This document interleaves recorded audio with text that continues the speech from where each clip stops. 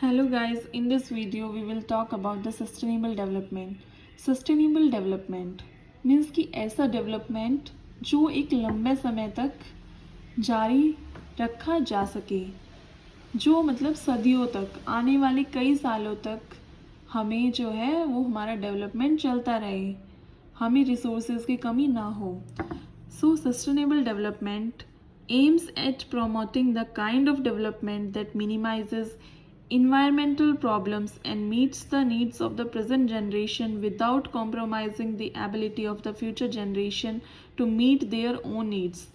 मतलब कि जो अभी करंट जनरेशन को रिसोर्सेज की ज़रूरत है वह भी पूरी हो सके, उन्हें रिसोर्सेज की कमी ना हो और आने वाली जो भी फ्यूचर जनरेशन है उनके लिए भी रिसोर्सेज जो उनके ज़रूरत के हैं, उनकी नीड्स के हैं, उसकी कमी उन्हें रिसोर्सेज की ना हो. तो हमें इस तरह से अपना जो है डेवलपमेंट करना पड़ेगा, रिसोर्सेज का यूज़ करना पड़ेगा, जिससे कि हमें आने वाले समय में जो भी हमारे लिए रिसोर्सेज आवश्यक हैं उनकी जो है कमी ना हो. हमें पता है कि इन्वायरमेंटल क्राइसिस क्या क्या है हमारे सामने. Resource extraction remains below the rate of resource generation. जो हम रिसोर्स जो हमारे आवश्यकता के हैं वो हम जनरेट कम कर पा रहे हैं और उनका यूज़ ज़्यादा कर रहे हैं. तो जो है रिसोर्सेज जो है हमारी एनर्जी रिसोर्सेज है एंड ये क्या है कम होते जा रहे हैं धीरे धीरे, और इनको जनरेशन तो हो नहीं रही है बट इनका जो है एक्सट्रैक्शन वो होते जा रहा है. तो ये हमारा एक बहुत बड़ा क्राइसिस है जिससे हमें डील करना पड़ेगा जल्दी से.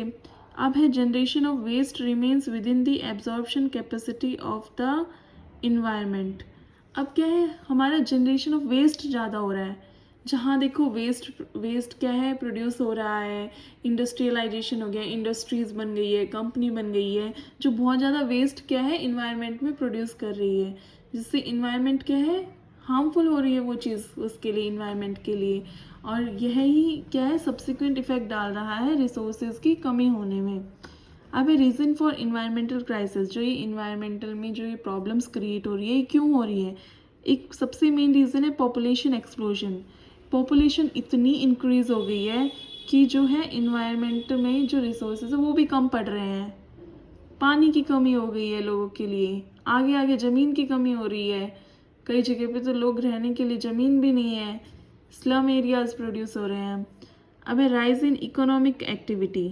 जो इकोनॉमिक एक्टिविटी है, लोग अपनी जो है इकोनॉमिकल एक्टिविटी किए जा रहे हैं, उससे क्या है वेस्ट जो है वो बहुत जनरेट हो रहा है. तो इकोनॉमी को बढ़ाने के चक्कर में वेस्ट भी प्रोड्यूस कर रहे हैं वो. उसका वेस्ट का जो है हम अच्छे से तरीका नहीं निकाल रहे कि कैसे उसका वेस्ट जो है वो कम प्रोड्यूस किया जाए. थर्ड है रैपिड इंडस्ट्रियलाइजेशन. इंडस्ट्री बहुत सारी बन गई है तो जो है वो जो ग्रीनी एरियाज़ है, लैंड जो है वो कम होते जा रही है. तो ये क्या है नेचुरल रिसोर्सेज का डिप्लीशन कर रहा है. और इसी तरह कंटेमिनेशन ऑफ वाटर. मैन्युफैक्चरीज में क्या होता है कि वो जो भी वेस्टेज है, जो भी केमिकल्स है वो वाटर में बहाए जा रहे हैं, जिससे जो है वाटर जो है वो कंटेमिनेटेड हो रहा है. तो इंडस्ट्रियलाइजेशन भी बहुत इफेक्ट डाल रहा है हमारे डेवलपमेंट पर.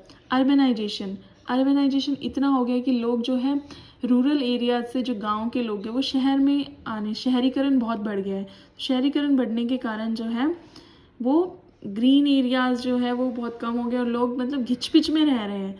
स्लम एरियाज़ बहुत सारे क्रिएट हो गए हैं. तो इतनी घिच-पिच हो गई है, इतना ज़्यादा मतलब वेस्टेज हो रहा है और इतनी गंदगी वगैरह हो गई है इन्वायरमेंट में कि बहुत मतलब सांस लेना भी मुश्किल हो गया है. तो इतना पोल्यूशन इंक्रीज़ हो रहा है. ये सब क्या है इंक्रीज़ इन पॉपुलेशन के कारण है. अब है डिफोरेस्टेशन.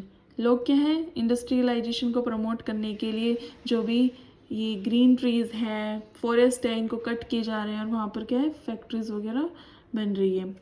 तो cutting down the trees and cleaning forest, clear कर रहे हैं फॉरेस्ट को, बिल्कुल मतलब खाली ज़मीन नहीं छोड़ रहे, उस पर क्या है अपने घर बना रहे हैं, फैक्ट्रीज़ बन रही है और काफ़ी इंडस्ट्रीज़ क्रिएट हो रही हैं. उसके बाद increased use of insecticide, pesticide and chemical fertilisers. अब फार्मिंग में भी क्या है इंसेक्टिसाइड्स का बहुत ज़्यादा यूज़ होने लग गया है, पेस्टिसाइड का बहुत यूज़ होने लग गया है, जो कॉन्सिक्वेंटली सॉयल पोल्यूशन क्रिएट कर रहा है. तो ये सब क्या है हमारे इन्वायरमेंटल क्राइसिस है. ये क्यों हो रहा है environmental crisis? So these are the main reason. अब है कि हमें कैसे जो है हमारा सस्टेनेबल डेवलपमेंट होगा, हमें ऐसे क्या क्या चीज़ें करनी चाहिए जिससे कि है सस्टेनेबल डेवलपमेंट हो। For example we can reduce the pollution. First है रेस्ट्रिक्टिंग ह्यूमन एक्टिविटीज़। ह्यूमन क्या है, अपने आप कुछ भी एक्टिविटी किए जा रहा है, अपनी मनमानी कर रहा है, वो यह नहीं देख रहा है कि इन्वायरमेंटल को क्या क्या प्रॉब्लम्स होंगी और आने वाले टाइम में क्या प्रॉब्लम्स हो सकती हैं। तो हमें क्या है रेस्ट्रिक्ट करना पड़ेगा ह्यूमन एक्टिविटीज़ को। गवर्नमेंट को क्या है ह्यूमन एक्टिविटीज़ को रेस्ट्रिक्ट करना पड़ेगा ताकि इंसान जो है वो अपनी मनमानी ना कर पाए ज़्यादा, जिससे कि इन्वायरमेंट को नुकसान ना हो। तो उसमें रेस्ट्रिक्शंस लगनी बहुत ज़रूरी है कि एक लिमिट तक, हर चीज़ की कोई लिमिट है, तो restrictions are more important. After that rate of consumption should not pass rate of production. तो हम जो कंज्यूम करे जा रहे हैं तो हमें अपना प्रोडक्शन भी बढ़ाना पड़ेगा, रेट जो रिसोर्सेज को है वो प्रोड्यूस करना पड़ेगा। हमारे कंजम्पशन जो प्रोसेस है वो तो जो फास्ट है और जो प्रोडक्शन का प्रोसेस है वो स्लो हो रहा है, तो हमें जो है प्रोडक्शन का प्रोसेस अपना फास्ट करना पड़ेगा अगर हमें कंजम्पशन करनी है तो रिसोर्सेज की, जिससे आने वाली जनरेशन को लैक ऑफ रिसोर्सेज ना हो। By sensible use of natural resources का सेंसिबल यूज़ करना पड़ेगा। All types of pollution should be minimised. जो जितने भी पॉल्यूशन है, noise pollution, water pollution, these should be minimised. Promoting environmental friendly and biodegradable products. हमें जो है बायोडिग्रेडेबल प्रोडक्ट्स का यूज़ करना पड़ेगा, like we should avoid the use of plastic and we should use the jute bags and plastics का कम use करेंगे। हम ऐसी चीज़ों का यूज़ करेंगे जो बायोडिग्रेडेबल है, इन्वायरमेंटल फ्रेंडली है। Efficient and recycled use of water का क्या है, हमें रिसाइकिल करना पड़ेगा। वाटर क्या है कम होते जा रहा है, तो हमें क्या है वाटर को रिसाइकलिंग करना पड़ेगा और उसका जितना ज़रूरी है हमें उतना ही यूज़ करना चाहिए वाटर का। Crop rotation and similar agricultural methods. हमें क्या है क्रॉप्स भी, ज़मीन जिससे ख़राब ना हो, ऐसी हमें फार्मिंग नहीं करनी है जिससे वो लैंड को हार्मफुल हो लैंड के लिए। तो ऐसी हमें फार्मिंग जो है टेक्निक्स लानी है जो क्रॉप्स लैंड्स वगैरह को है वो ख़राब ना करे, वेस्ट ना करे और लैंड की जो है एफिशिएंसी भी वो बनी रहे। So these are the things which we should do for sustainable development. तो सस्टेनेबल डेवलपमेंट के लिए हमें जो है वो अपनी इंडिविजुअल रिस्पॉन्सिबिलिटी भी लेनी पड़ेगी ताकि हमारे रिसोर्सेज जो है वो हमारे लिए तो हो ही हो और आने वाली फ्यूचर जनरेशन के लिए भी हो। So thank you, and if you like the video please do comment and share it and subscribe my channel. Thank you so much.